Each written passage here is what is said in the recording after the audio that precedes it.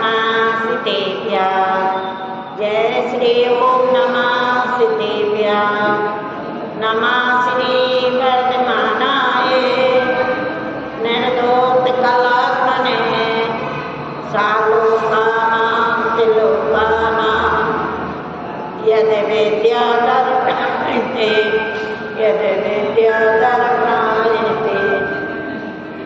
पावनतादो विषम्यतादो और विषमतादो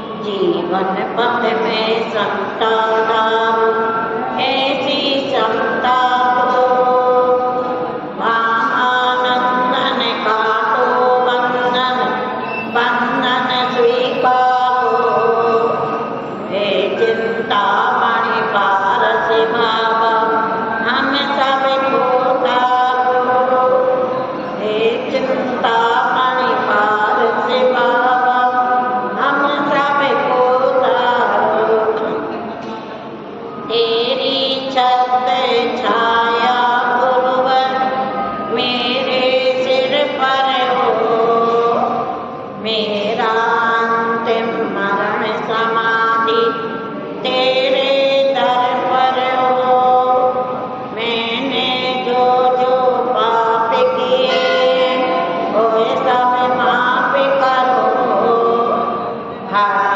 अदालत में हूँ स्वामी अब इंसाफ करो मेरे अपराधों को गुरुवर आज क्षमा कर दो मेरा अंतिम मरण समाधि तेरे दर पर हो जय बोलो श्री एकदानंदमणि परमात्मा भगवान की शासन नायक महावीर भगवान की जय परम पूज्याचार्य श्री वैभव सागर जी महाराज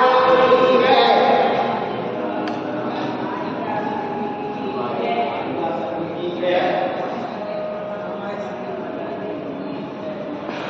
आता भैया सामने ज्ञानी मामा तीन भुवन में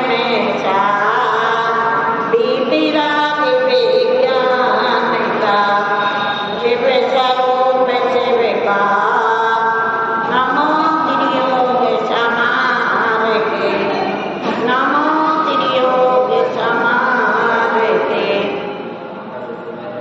मुनि सकल विधि भागी उधन ते बैरागी भागे हो पावने माही चिंते अनुपेक्षा माही चिंता से संतोष जागे जुलने पावन के भागे जाने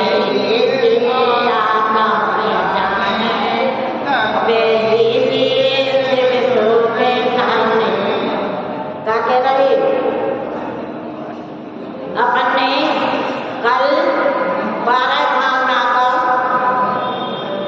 मुनि का स्वरूप पढ़ा था हम मुनि बन पे जा रहे हैं तो मुनि बन पे जाने के लिए उन्होंने क्या किया शुरू में 12 भावना का चिंतन किया वे 12 भावना कौन कौन सी है कौन नाम बताएगा बताओ हाँ खड़ी हो जाओ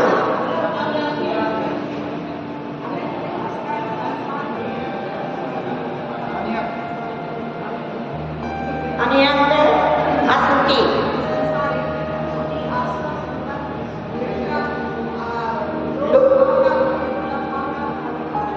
बहुत बढ़िया कितनी अच्छी है सुना संतोष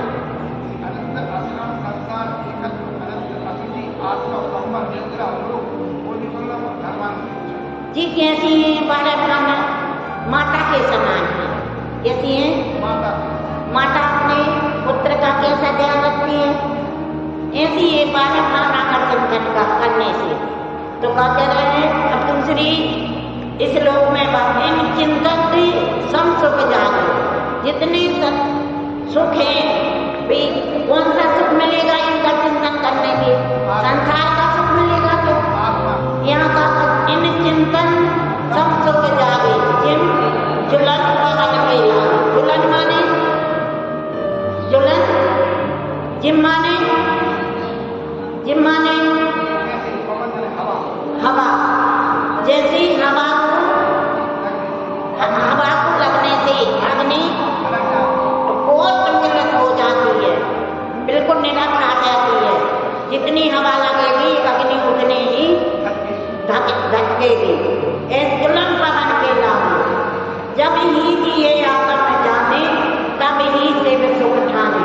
जैसे हवा के लगने से अग्नि प्रज्वलित हो जाती है, ऐसे इन 12 भावना का चिंतन करने से, इन 12 भावना का चिंतन करने से क्या हो जाएगी, आत्मा में शांति हो जाएगी। तो आत्मा एक बार कौन सा सुख मिल जाएगा, इन 12 भावना का चिंतन करने से पुत्र की सुख की प्राप्ति होगी। क्या सिर्फ सुख कैसा है, सिर्फ सुख कैसा है, जहाँ आकुलता का काम नहीं है। अतः में खोजते पैसों के सोगे आकुलता में कहिए, आकुलता से वे माई नाते से मांग ला चाहिए। जो न सुख में आकुलता ना हो, जो सुख में आकुलता ना हो, ऐसे सुख को हम क्या बोलते हैं, सिर्फ सुख बोलते हैं। इस सुख को क्या बोलते हैं, जिस सुख में आकुलता है वो सुखाभास है। जिस सुख में आकुलता है वो सुखाभास है। जैसे हमने भोजन किया, भोजन के बाद कितने मिनट के लिए हमें सुख मिलता कि नहीं? नहीं, सुख है, सुख भास है तो वहाँ यदि हम सुख ना माने तो फिर हम भोजन नहीं खाए तो करें। हमने मकान खरीद लिया, उस मकान खरीदने के बाद हम मकान में जाते हैं तो एक श्वास हम ले लेते हैं, सुखी के हमारे पास मकान होगा तो हम सब लोग हो जाए। फिर हमारा लड़का हो जाता है, लड़का हुआ, जब तक लड़का नहीं हुआ तो लड़का ही नहीं है, लड़का ही नहीं है, लड़का अब लड़का हो गया, अब अन्य सुख की सांस ले। सब कार्यों में ये सुख है, वे क्या है, सुखाभास है। यदि इतने सुखों को तीर्थंकर मान लेते तो फिर मन को काय हो जाते। इन पारसनाथ के, इन शांतिनाथ भगवान के काय की कमी होती मामा। यदि उनने ये सुख को जो बाहर परिक्रा दिख रहा है, बाहर की विभूति दिख रही है, इनने यदि वो सुख को जाता है मान लिया होता कि ये सुख है और ये सुख कब तक चलेगा, ये सुख कब तक चलेगा, जिस सुख को सुख मान रहे हैं ये सुख तुम्हारे कब तक चलेगा, कितने समय तक चलेगा, निश्चित है क्या? कभी तो नष्ट होगा कि नहीं होगा। आज तुम्हारे पुण्य के योग से धनलक्ष्मी प्राप्त हो गई, अच्छा शरीर प्राप्त होगा, पुत्र होगा, गम्य हो गई, पर ये अमर रहेगी क्या? हमने विचार किया क्या? कभी तो चिंतन किया? ये चिंतन किसका करना है? 12 भावना किसे कहते, कैसी होती हैं उनका चिंतन? तो 12 भावना में चिंतन किसका करना है? कि हमारे कान में ये कहा जाएगा जिसका रात दिन मेहनत कर रहे हैं, 24 घंटा जिस पे से हम लड़ मर रहे हैं, तो ये हमारा साथ में जाएगा क्या? जिस पे से हम ये सब कर रहे हैं, तो क्या कर रहे हैं? जैसे हवा लगने से अग्नि प्रज्वलित होती है, वैसे ही इस जीव को इन 12 भावना का चिंतन करने से शिव सुख की प्राप्ति होती। ऐसा सुख है जो एक बार हो गया, जो एक बार हो गया फिर वो कभी नष्ट होगा क्या? ऐसा ज्ञान है कि जो एक बार ज्ञान हो गया वो ज्ञान कभी नष्ट होगा। ऐसा दर्शन है कि कभी कभी नष्ट होने वाला नहीं है का? यदि तीर्थंकर समझ लेते ही बाहरी सुख में, तो वे संसार से जो संसार में से सुख होता तो तीर्थंकर क्यों त्यागे? काये को शिव साधन करके संयम से अनुराग, काय को संयम को अनुराग करते, काय को महीना महीना भूखो लेते, कौन से सुख पाने के लिए इस त्याग करने पड़ता? सबसे पहले हम कौन सा सुख पाने के लिए हम त्याग करते हैं? किस लिए हम व्रत लेते हैं? किस लिए हम तपस्या करते हैं? किस लिए उपवास करते हैं? किस लिए भूखे रहते हैं? अच्छा खाओ ना। जब बाहर सुख में यदि हम इस सुख को मान बैठे हैं कि ये हमारा सुख है, इंद्रिय सुख है, तो रात दिन खाओ। यदि तुम रसगुल्ला खा के सुखी होना चाहते हो, रसगुल्ला खा के सुखी होना चाहते हो, तो वो रसगुल्ला तुम्हें दुखदाई देगा क्या? यदि तुमने ज्यादा रसगुल्ला खा लिए तो बोलो तुरंत दुखदाई हो जाएगा कि नहीं हो जाएगा? और हमने सुख मान लिया। गर्मी है, जिस सुख को हमने गर्मी है पंखा से सुख मान लिया कि जब तक हम पंखा नहीं चलाएंगे तब तक हम सुखी नहीं होंगे, हमें बहुत तेज गर्मी लगती है। पर वो पंखा का सुख कब तक सुख देने वाला है?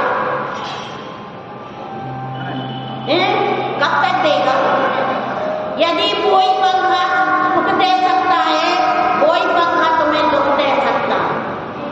कोई पुद्गल तुम्हें सुख दे सकती है, कोई पुद्गल तुम्हें दुख दे सकती है। यदि कोई पंखा तुमने ठंड में चला दिया, पंखा तो कोई है, पंखा कोई है और तुमने ठंड में चला दिया, तो दुख किसने दिया? दुख किसने दिया? दुख किसने? पंखा ने दुख दिया, पंखा ने दुख दिया, पंखा ने सुख दिया। किसने दुख दिया है? एक माइक पे, ये माइक सुख दे सकता है, ये माइक तुम्हें दुख दे सकता है, दे सकता है। यदि हम इसको इसमें से प्रवचन कर रहे हैं, इससे हमारी कर्मों की निंदा हो रही है, तो हमें सुख दे रहा है। और इस माइक को कोई उठाना नहीं है, हमारे आगे से कोई दूर ना कर दे, क्या होगा? ये मानता ही हमको इच्छा निरोधा, इच्छाओं का जब तक हम दमन नहीं करेंगे तो हम चिंतन किसका करना? इच्छाओं का निरोध करने के लिए इन 12 भावना का चिंतन करना। बिना इच्छा निरोध किए 12 भावना का चिंतन आ जाएगा क्या? बोलो। अब इस वर्ष का एक राजा थे,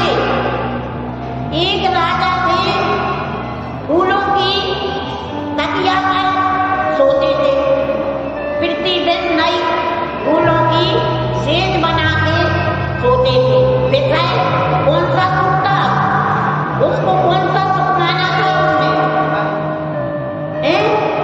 कौन सा सुख माना? इस बात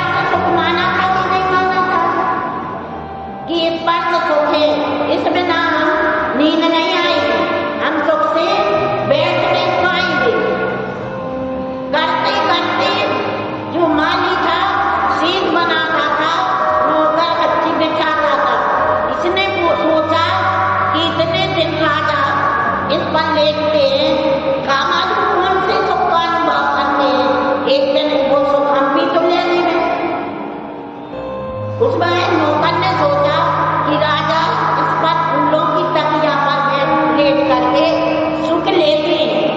कौन सी इंद्री का सुख ले रहे थे? इस पर से इंद्री का सुख ले रहे थे। उसमें वो तकिया पर सो करके आनंद को प्राप्त कर रहे थे। तो उसने कहा कि एक दिन हम भी सो जाते हैं। अब वो आ गए, आके वो लेटा और उसकी तुरंत नींद लग गई। क्या हुआ? अब उस भी थका थका था तो उसको भी नींद आ गई। राजा ने देखा कि बता प्रतिदिन ये पहले इसका वो कर लेता है, फिर हमको बाद में सुख मिलता है, हम सोते हैं, ये प्रतिदिन सोता होगा। एक नौकर प्रतिदिन तकते पे आज हमने इसको पकड़ लिया, ये प्रतिदिन ऐसे ही करता होगा। तो वो क्या करते हैं? राजा आते हैं और उठा करके एक घंटा उसमें चल मारना कर देते हैं। तो वो देखता है कि अरे राजा जल्दी से उठ करके बैठ जाता है। बैठते राजा आंखें खोलता है तो सामने राजा खड़े और राजा उसको अंतर मारते तो वो हंसता है। जितने एक मारा तो हंसा, और दूसरा मारा तो और तेज हंसा, तीसरा मारा और तेज हंसा। तो राजा ने सोची कि हम जितना मारते जाते हैं ये इतना क्यों हंस रहा है? इसका रहस्य क्या है? ये क्यों हंस रहा है? तो उसने फिर राजा पे नहीं लगा गया कि क्यों हंस रहे हो, क्या बात है, तुम क्यों हंस रहे हो? तो राजा ने कहा बता इसका कारण क्या है, रहस्य क्या है, हमारे हाथ प्राण लगे।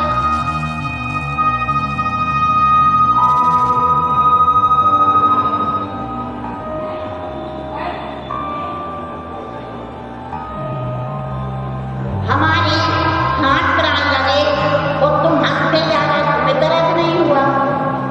तो उसने कहा राजा जो इंद्री का सुख है ये क्षणिक है। आज तुम्हें हम 2 मिनट के लिए आपकी सैया पे सोए तो आपने इतने हंटर मारे, हमें 100 हंटर मारे। हंटर जानते हो? धर्म मामा हंटर जानते हो? स्कूल में घलते थे पहले, अब नहीं बनते हैं। पहले हाँ मुर्गा बनाया जाता था, हंटर घलते थे कि नहीं? तो बाद में घरे मम्मी से बोला करते थे कि आज माँ साहब ने इतने हंटर मारे हैं, एक सवाल न किया। अब तो मारना पीटना बंद हो गया। क्यों क्या बंद हो गए? हम नहीं मार सकते, यानी मारे देखो माँ शिक्षक के गाने पिटाई हो जाए। तो पहले तो उन्होंने कहा कि तुमने हमको 100 हंटर मारे।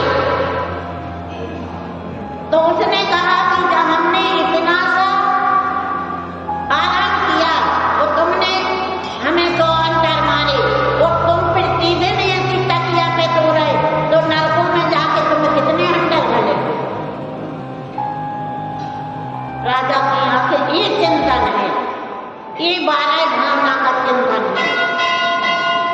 उसकी आंखें खुल गई राजा को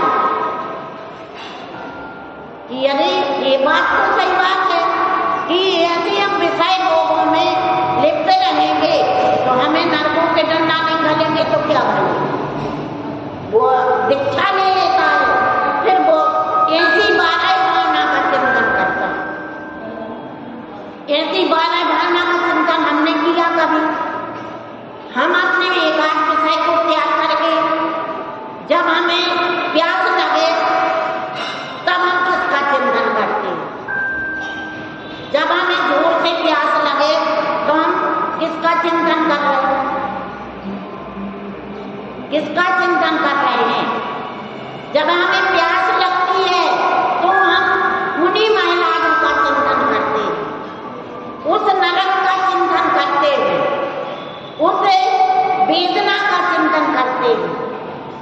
कि जहां हमें सालों तक पानी नहीं मिला, आज हमें इतने के पीछे प्राण वो कर रहे। माता जी महाराज जी ऐसी गर्मियों में विहार करते हैं और एक बार पानी पीते हैं और नीचे से जमीन तप रही है, ऊपर से धूप पड़ रही है और कितने किलोमीटर विहार कर रहे हैं, फिर चिंतन काय का कर रहे हैं। तृष्णा की खाई खूब भरी, वह रिक्त रही, वह रिक्त रही, युग युग से इच्छा सागर में, फिर वो गोते खाते आया, बच इंद्रिय मन के सट रखकर अनुपम सुख पीने आया। महाराज जी का कौन सा सुख पीने आ गए?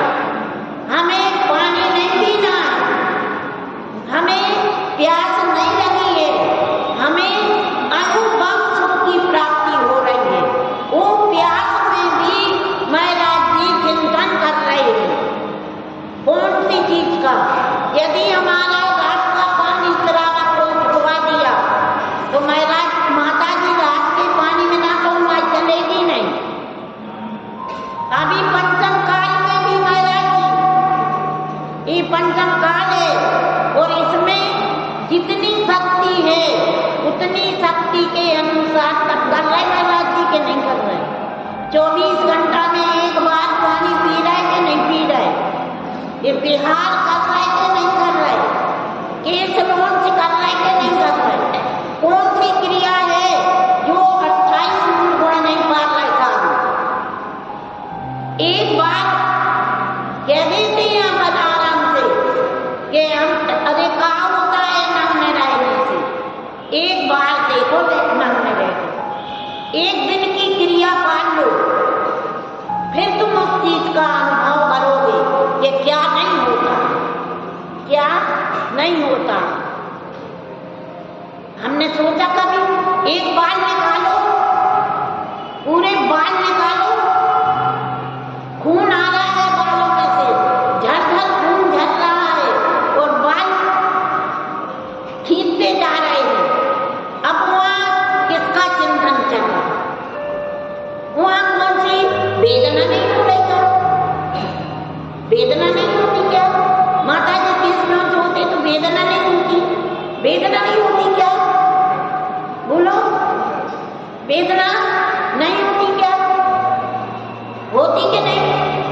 पर आप किस चिंतन से, इन चिंतन से कि हमारी सुअर पर्याय में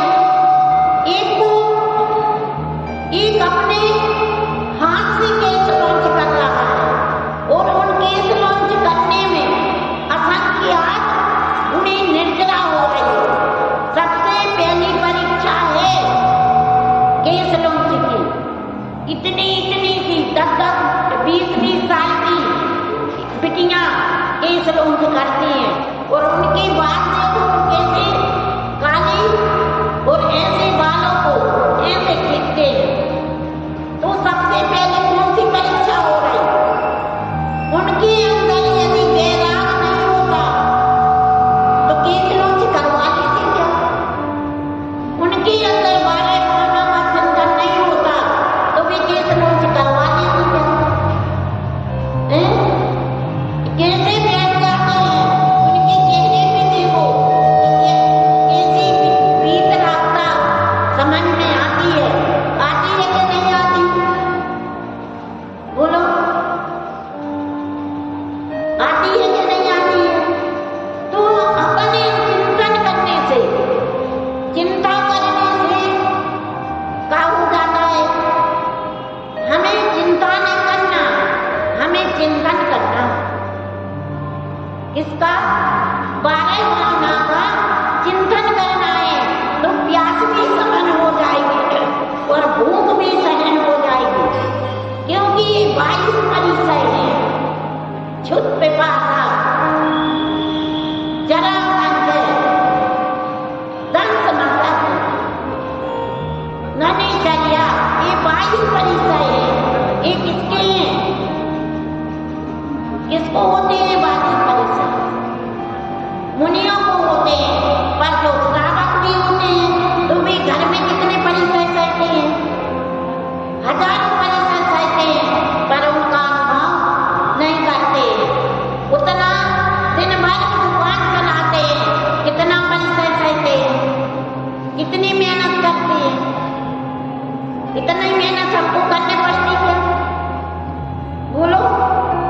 जितनी तुम लोग मेहनत करते हो घर में सुबह से शाम तक, तो कर्म का वर्णन करते हैं वो तो मुनि महाराज जी होते हैं।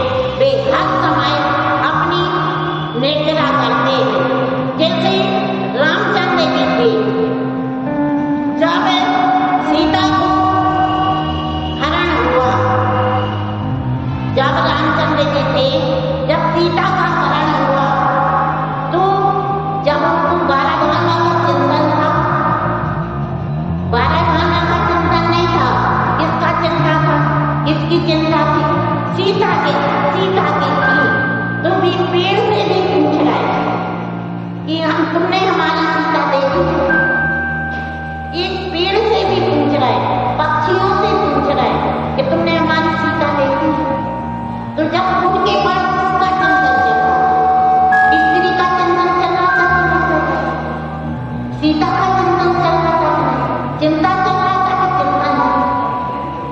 चिंता चल रही थी कि चिंतन चल रहा? जब रामचंद्र जी सीता का वनवास हुआ, सीता को गंगा से रावण घर में ले गया, तो रामचंद्र का क्या चल रहा उस समय? रमेश भैया ये बताओ कि रामचंद्र जी का क्या चल रहा? जब सीता को रावण घर के ले गया और जब सीता को ना पाया, तो रामचंद्र को किसकी विकलता हुई, किसका चिंता की? सीता की चिंता की। जब उनके पास 12 भाना का चिंतन था क्या? अंतर में भी नहीं था, समग्र की तो थे, पर उस समय व्यवहार में थे। कहाँ थे? व्यवहार में थे। कितना युद्ध किया, एक स्त्री के पीछे कितने जीवों की हत्या हुई, भाई के नहीं हुई? कितने हाथी घोड़ा, 1 इंद्री 2 इंद्री 3 इंद्री, कितने जीव मरे किसके पीछे? एक सीता के पीछे, धर्म के पीछे। सीता क्या थी?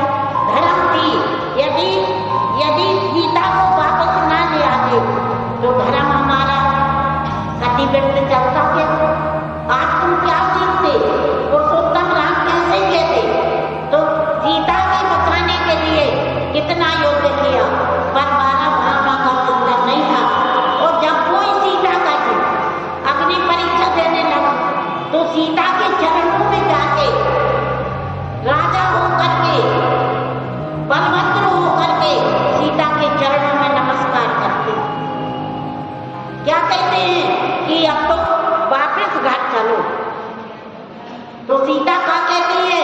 देख लिया संसार का स्वरूप ऐसा है कि कौन ऐसे तुम बेई हो ना। यदि हमारा मरण हो जाता, तो यदि तुम्हें हमें छोड़ना था, तो तीर्थ के बहाने क्यों छोड़ा? सीता ने कहा किया, तुम्हें अपनी सीता का चिंतन चल रहा है।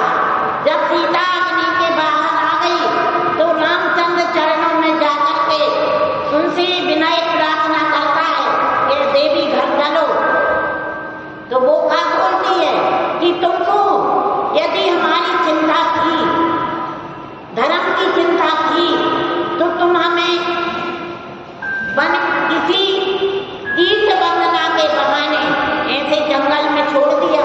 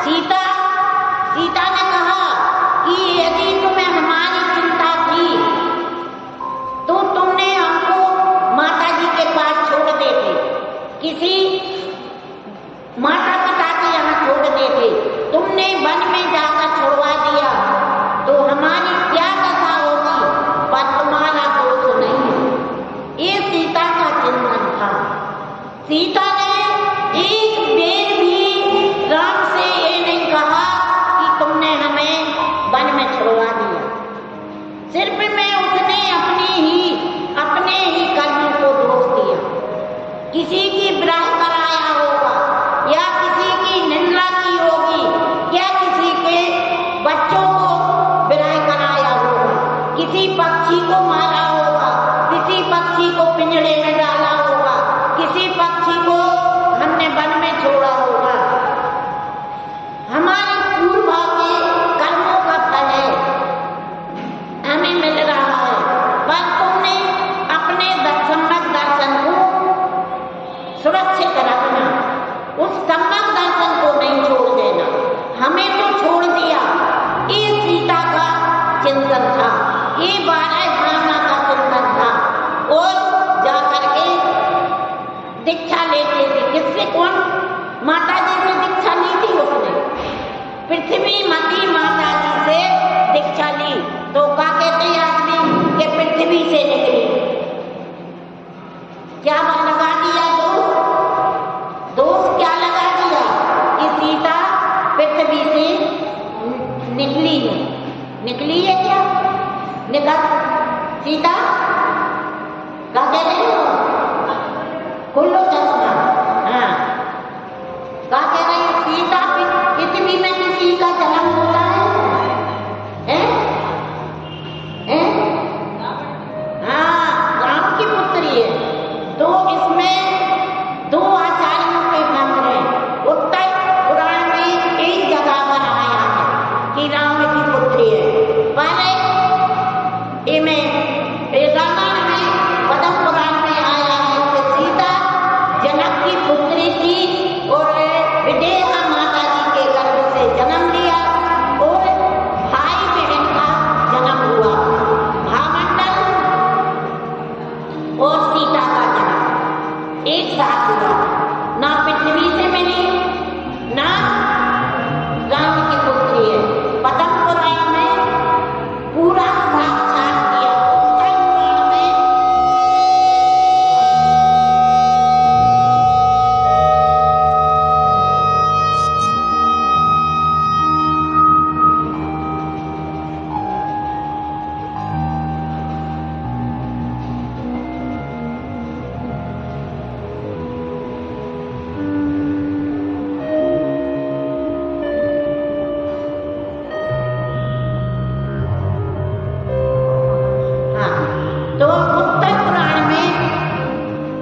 उत्तर पुराण में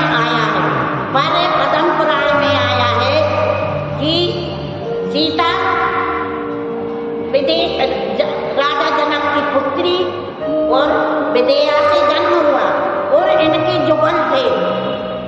ये जुगल थे। पूर्वा को जो भामंडल था उसका भाई था और इसको कौन ले गया था?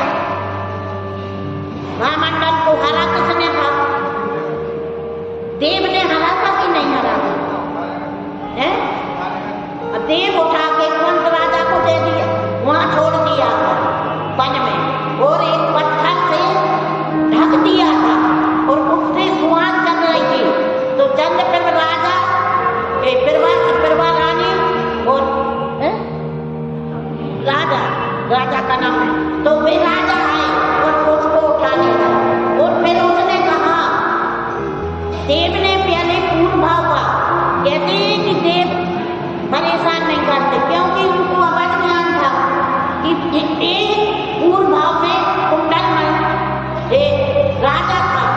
तो इसके सीता को उसने हल लिया, इसकी पत्नी को। तो इस पूर्व भाव के कारण उसे भामंडल को हर के ले गए और पत्थर के नीचे ढक दिया और वहां उस पर शिला रख दी और उस शिला से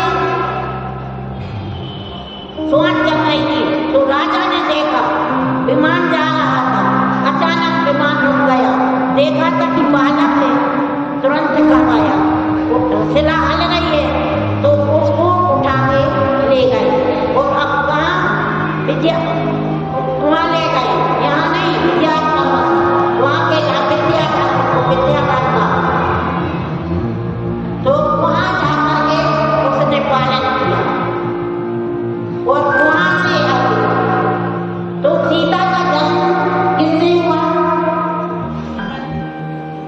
जनक राजा, जनक पिता और विदेह माता और भाई हमारा, और पुत्री बहू किसकी?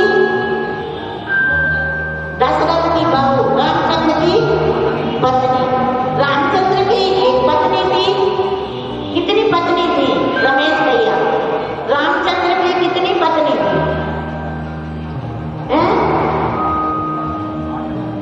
अब उनसे पूछ के नहीं पता। हम यही से कहते हैं कि तुम कितना भी करो, जब तक स्वाध्याय नहीं करोगे, जब तक तुम्हें दोनों चीज का पता नहीं। इन्हें 63 शिला के जीवों का पद्म पुराण साक्षात वैराग का कारण है, 12 भावना का चिंतन है। एक एक चीज उसमें गृहस्थ के लिए कि इनने गृहस्थ में रह करके रामचंद्र ने, दशरथ ने, जनक ने कैसी गृहस्थी चलाई, कैसे राज चलाया, ये किसके लिए कह रहे हम? इसलिए कह रहे कि स्वाध्याय करना। आप तुम इतनी अवस्था में स्वाध्याय नहीं करोगे तो हमें किसी चीज का मालूम ही नहीं होगा कि हमारे रामचंद्र कहाँ से पूछे गए, कितनी रानी थी, कितने पुत्र थे, कितने भाई थे, कितनी इनकी माता थी। हमने क्या किया है? सिर्फ मैं टीवी देखी है, टीवी में हमने रामायण देखी है और टीवी में जो रामायण बताई है उसी को हम मान रहे।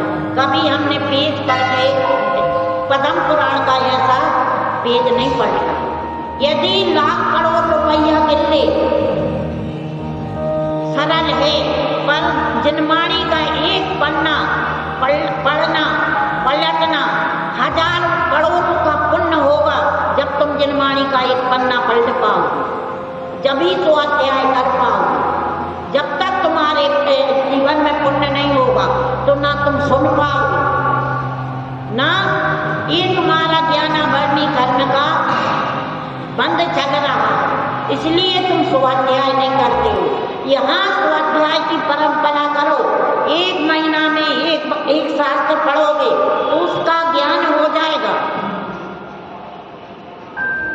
जब तक हम इनके 63 शिलाओं के 190 शिलाओं के जीवों का हम वर्णन नहीं पढ़ेंगे तो हम आगे कैसे अपने धर्म को पालन करेंगे? हमें धर्म ही चिंतन है, ये 12 भावना का चिंतन है। जैसे हवा लगने से अग्नि प्रज्वलित हो जाती है, ऐसे स्वाध्याय करने से हमारे अंदर जितने गुण हैं वो सब आ जाते हैं। अपने जीवन में कुछ अभी हम बाहरी तप नहीं तप पा रहे, ये अंतरंग तप है। स्वाध्याय अंतरंग तप है। जब तक तुम स्वाध्याय सुनोगे, जब तक तुम जिनमानी पढ़ोगे, जब तक तुम्हारा मन एकाग्र रहेगा। यदि किसी को नींद ना आ रही हो और वो अपना रात में स्वाध्याय लेके बैठ जाए तो 10 मिनट में नींद नहीं आ जाए तो कहिए,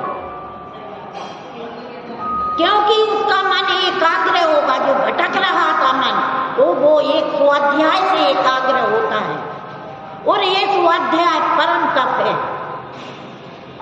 इसको इतनी एकरसता आती है कि हम क्या, अब तुम्हें सामायिक करना है। तुमने स्वाध्याय किसी का किया नहीं, पंचा परमेष्टि की मूल का गुण का मालूम नहीं है।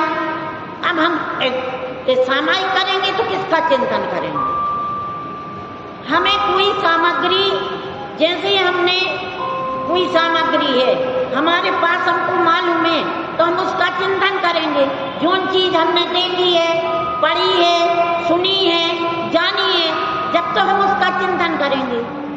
जब हमें कोई चीज का मालूम नहीं है तो चिंतन कैसे करेंगे? ध्यान कैसे करेंगे? सामायिक कैसे करेंगे? बोलो। तो एक शिष्य थे, सिद्धेश्वरी माता जी हैं, और एक दीदी पहुंच गई कि माता जी दर्शन कर वे आओ। तो माता जी का सामायिक का टाइम था, वो सामायिक में बैठ गई। तो उनने कहा कि तुम भी बैठ जाओ सामायिक की टाइम में। अब माता जी ने तो मालूम था नमोकार मंत्र, नमो हरि अंताड़म, भगवान के 40 मूल गुण होते हैं। 18 दोषों से रहित होते हैं। वे 46 मूल गुण कौन है? अब हमारे जो नवोकार मंत्र है उसके हमें मूल गुणों का पता नहीं है का किसी को? अब चिंतन करेंगे तो कैसे करेंगे? भगवान के मूल गुण कितने हैं? अनंत भगवान के कितने दोष हैं? वे 18 दोष हमें मालूम होना चाहिए कि नहीं? हम किसको त्यागें, किसको ग्रहण करें? बोलो, मूल गुण किसको मालूम है? पंच परमेष्टि के मूल गुण है। मूल नवोकार मंत्र अपना सब राजा मंत्रों का राजा है, उसका मूल गुण क्या है? एक भगवान के भी हमें मूल गुण मालूम नहीं है तो हम किसको? वो गुण तो हमारे अंदर भरे धरे हैं, पर हमें गुणों को तो मालूम होना चाहिए। वो गुण के लिए हमें कोई मेहनत करनी पड़ती है क्या? और भगवान के मूल गुण देखने में मेहनत करनी पड़ेगी कि नहीं करना पड़ेगी? तो अब हम चिंतन करें तो किसका करें? हमने अब कभी स्वाध्याय किया ही नहीं है। जब तक हम चाहे पूजा जो तर्जमानी में लिखी है, यदि तुम वह पूजा कर रहे हो और उसका अर्थ मालूम नहीं है, हमने 3 पूजा कर ली, मुंह से कर ली, वचन से कर ली, पर मन कहाँ गया? यदि मन से करी है तो उसका अर्थ तुम्हें मालूम होना चाहिए। यदि तुम इतने साल पूजा करते हो गई, 60 साल पूजा करते हो गई, और हम कह रहे कि 46 भगवान की 63 प्रकृतियां बता दो, एक लाइन का अर्थ बता दो, तो हम पूजा को समझते जाने, क्योंकि हमने स्वाध्याय करा नहीं है तो हमें वे प्रकृतियां समझ में नहीं आई। जब तक हम स्वाध्याय नहीं करेंगे तो तुम कितना भी तप कर लेना, तो ज्ञानी के छिन्माई त्रिगुप्त सहस्त्र रहेंगे, कोट जन्म तप तपे ज्ञान बिन कर्म ना करें। कोट तप तप तपते रहना, सर्वास्ते 9वें गिरिभक्त तक जाना, वहां से वापस आ जाना। जो तप तपते हैं अभव्य जीव 9वें गिरिभक्त अंतम गिरिभक्त लोकी हत पायो अनंत बिरिया पर सम्यक ज्ञान न लादो दुर्लभ मुनि में विद्यता। कितना भी तप कर लोगे, जब हमें इन प्रकृतियों ही का मालूम नहीं है, 8 कर्मों ही का मालूम नहीं है, तो हम क्या करेंगे? किससे ज्ञान आ जाएगा? 4 महीना हमें सुनाते हो गए, पर हमारे दिमाग में एक आध प्रकृति याद भाई के नहीं भाई, एक आध कहानी याद भाई के नहीं भाई। ये तो नहीं है जो हमसे बंद गुरु ने पढ़ाया है वो में से अपन कोई अलग से तो हम बोल नहीं रहे हैं। एक शब्द भी कोई कह देवे कि बिना गुरु के बताए, बिना भगवान की वाणी के एक शब्द भी बोला तो हमारा कान पा करके खींच लेना। बोलते क्या? कितने 4 महीना बोलते हो गए, कितना समझाया, जितनी गुरु ने हमको दिया है, क्योंकि अपन तो मूरत चंद थे, अबोध थे, पर गुरु की कृपा से हमके लिए इतना मिला है, तो हम भी यही चाहते हैं। और ये धर्म ध्यान में आता है, जो मिथ्या दृष्टि को एक भी इतने 4 महीने में एक भी व्यक्ति का एक समय के लिए यदि सिद्धांत हो गया तो हमारा प्रवचन देना सार्थक है। और ऐसा नहीं है कि यहाँ किसी ने नहीं सुना है, प्रवचन में यही नहीं है कि बहुत जने भीड़ हो, भीड़ से कि माता जी के प्रवचनों में कोई नहीं रहता है, ये नहीं है। प्रवचन सुनने वाला संतोष बैठे, तुम बैठे हो, तुम्हारी समझ में आया, उतनी समय हमें बिल्कुल याद नहीं रहा, पर एक बात तो रहेगी, कभी भी तो आएगी कि माता जी ने ऐसा बोला था। वो हमारे आचार्य भगवान कहते हैं, जैसे समुद्र की लहर होती है, समुद्र की लहर कहाँ समाएगी, कहाँ उठती, पहले उठती कहाँ है? समुद्र में, समाएगी कहाँ? ऐसे हमारे अंदर ज्ञान है, अनंत ज्ञान है कि नहीं? वो ज्ञान कहाँ से आएगा? गुरु ज्ञान दे सकते हैं क्या?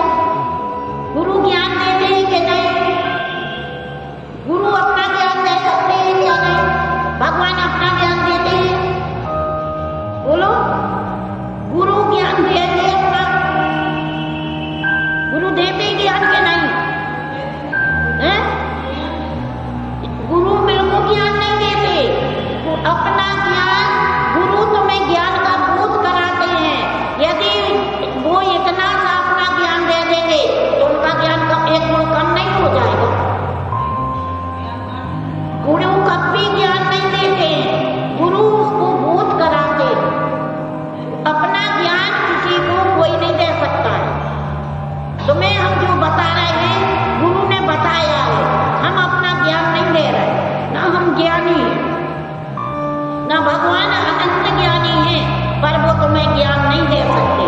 उनने तो तुम्हें बताया है तुम्हारा ज्ञान प्रकट करने के लिए कि तुम में अनंत ज्ञान है, वो ज्ञान प्रकट कर लो।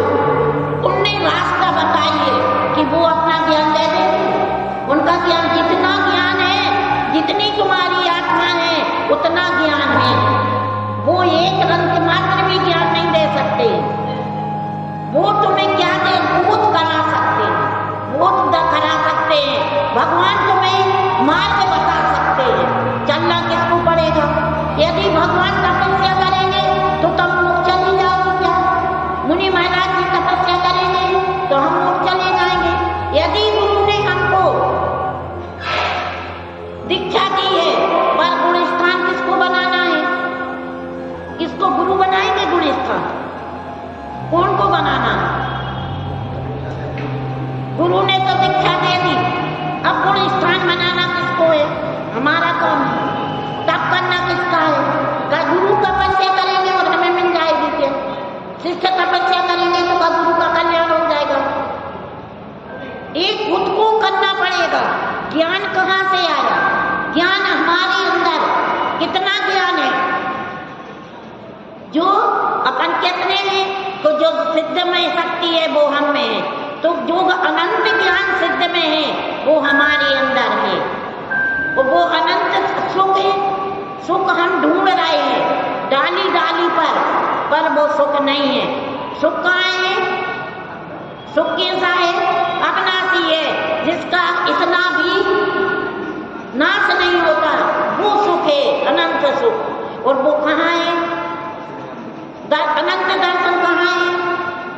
हमारे अंदर। ऐसे एक शिष्य था और एक श्रावक था। अब वो सामायिक में बैठा, शिष्य गुरुजी सामायिक में बैठ गए। गुरुजी ने अपना ज्ञान लगाया, 12 भावना का चिंतन किया, पंच परमेष्टि का चिंतन किया। उनका 1 घंटा पता नहीं चला कि कहाँ चला गया। से अब तो से पूछी कि रमेश भैया तुम्हारा मन लगा कि नहीं? अरे महाराज जी, ये 1 घंटा का 1 वर्ष सी लगी, अब क्या करते? क्योंकि अब हम उसका ज्ञान ही नहीं जानते, तो हम चिंतन करते तो किसका करते? चिंता करते रहे कि हम, अब महाराज जी तो करत रहे चिंतन और तुम करत रहे चिंता कि कब उठ रहा है महाराज जी, अबे तक बैठे, अबे तक बैठे, बैठे ही नहीं का, उठे ही नहीं का। तो तुम करत रहे चिंता और महाराज जी का करत रहे, महाराज जी का करत रहे, चिंतन करत रहे। अब महाराज जी ने सोची कि जिसका इसको संस्कार है, अब रमेश भैया को कहा कि अब तुम्हारा इसमें मन नहीं लगता है तो इसकी परीक्षा लेने चाहिए, इसका मन किसमें लगता है। तो रमेश भैया आज बाटी का ध्यान करना, हमारे संगे बैठ जाना। तो रमेश ने तो अब खूब बाटी बनाई, खूब खाई खिलाई, खूब को पंगत करवाई। अब वे ध्यान में बैठे, महाराज जी अपना 12 भावना का चिंतन में लग गए और रमेश भैया खाने लग गए बाटी बनाने में। अब बाटी बनाने में उनका बहुत मन लगा। आटा ले आए, पानी ले आए, नमक ले आए, घी ले आए, आग ले आए और उनको अच्छी सेकी, सेक के फिर उनको तलाएं और सबको प्रदीप पर भैया को पूरे कमेटी वालों को बुला के कि भैया आ जाओ। काय में? ध्यान में। अब बाटी का ध्यान दिया ना, बाटी का ध्यान दिया है,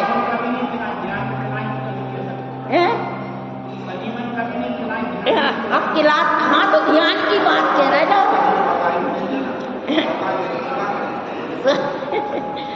तो ध्यान की बात कह रहे ना,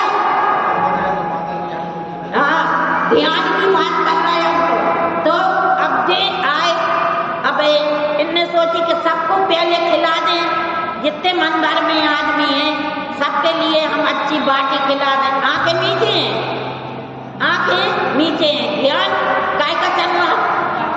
बाटी का। चिंतन काय का चल रहा? बाटी का। और महाराज जी का चिंतन काय का चल रहा? 12 1 घंटा अब उनको बाटी खिलाते खिलाते सबको ये नहीं हो पाए। और महाराज जी ने कहा तो उठो रमेश भैया, अरे महाराज जी तुमने जो कहा करो कि हमारे खावे की बेरा आई तो तुमने हमें खाना ही नहीं दिया है और तुमने ध्यान में से उठा दो। ये है हमारे ध्यान की परिभाषा, चिंतन की परिभाषा। कौन सी है? कि हमारा ध्यान हमें खाना ही नहीं दी। कितना मन लगा, 1 घंटा का मालूम चला बाटी बनाने में। ये थी हमारी आर्त रोत ध्यान, रोत ध्यान कभी किसी को करने नहीं पड़ते। करने पड़ते क्या? आर्त ध्यान, रोत ध्यान कभी किसी को करने पड़ते हैं। इनमें मेहनत है रमेश भैया के नहीं। आर्त ध्यान में अनादि से संस्कार है, रोत ध्यान हमारा चल ही रहे हैं, प्रतिदिन चल रहे हैं, ये अनादि से ही। और 1 मिनट के लिए भी बंद नहीं होते। इन आर्त रोत ध्यान को सुकल ध्यान होने नहीं आ, ये पंचम काल में सुकल ध्यान होने नहीं आ। होने तो होने सिर्फ धर्म ध्यान, तो धर्म ध्यान हम करते नहीं, उसका ध्यान हम करते नहीं हैं। अब वो धर्म ध्यान के कितने भेद हैं वो हम कल बताएंगे कि हम कौन से धर्म ध्यान से हमें कौन से कर्मों की निर्जरा होती है। आर्त ध्यान अनादि से है, 1 इंद्री से लेकर के 5 इंद्री, 1 इंद्री आर्त रोत ध्यान करता है, 2 इंद्री आर्त रोत ध्यान करते हैं, 3 इंद्री आर्त रोत ध्यान करते हैं, 4th इंद्री कर रहा है कि नहीं कर रहा है? कौन से जीव को आर्त रोत ध्यान नहीं है? विचार करो आज कि कौन से जीव को आर्त रोत ध्यान नहीं है। कौन से जीव की कौन समय कि हमको आर्त रोत ध्यान है? जिस समय हम इन 12 भावना का संतोष चिंतन करेंगे उस समय आर्त रोत ध्यान छूटेगा। बिना ध्यान के 1 सेकंड भी जीव नहीं रहता।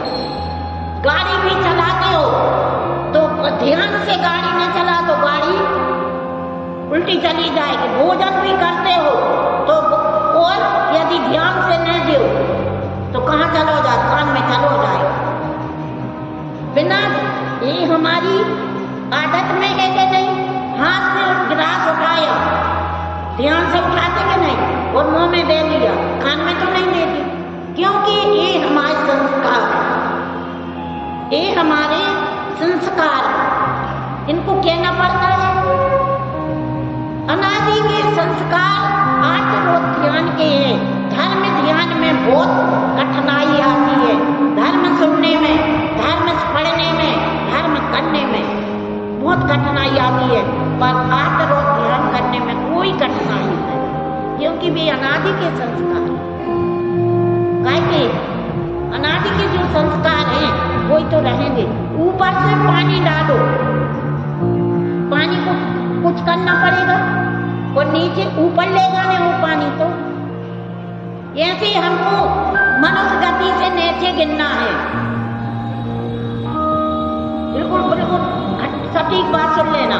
मनुष्य गति से नीचे जाना है तो नरक पर्यंत गति में कौन सी हमें क्या करना पड़ेगा? आर्त रोत ध्यान चले जाए, कोई मेहनत करनी पड़ेगी क्या? यदि स्वर्ग और मोक्ष जाना है तो मशीन जैसी हमको लगाना पड़ेगी। पानी को ऊपर ले जाना है 7 मंजिल पे, तो बिना पानी उस मशीन के चले जाएगा, बिना इंजन के चले जाएगा। ऐसे हमारे यदि हमको ऊपर जाना है तो हमें कुछ करना पड़ेगा, धर्म ध्यान करना पड़ेगा। और यदि नीचे जाना है तो आर्त रोत ध्यान अनादि से करना है। कछु भी लगा लगा तो मशीन ही का काम है, ऊपर जाने का लगेगा, बिना मशीन के तो नहीं जा सकते। तो हमें कैसे अपने को इनका 12 भावना का चिंतन अपने जीवन में कभी भी 5 मिनट के लिए सबको समय देते हो, अपने लिए भी समय दो। 5 मिनट स्वाध्याय करो, 5 मिनट पूजा करो, और 5 मिनट अपने लिए समय 12 भावना का चिंतन करो। ये अपने लिए जीवन की सबसे बड़ी कमाई है। कमाई करना है तो पैसे ही पैसे मैंने लगाए, थोड़े अपने लिए भी कमाई करो, क्योंकि आज कल किसी ने पाई नहीं है, तो अपन को आशा को थोड़ा कम करो। आशा का हुआ खात्मा, दिल की तमन्ना करी गई, चढ़े जाओगे संसार की सब चीज छोड़ करके। जय बोलो नंदा ने सिर पंच परमेष्टि भगवान की।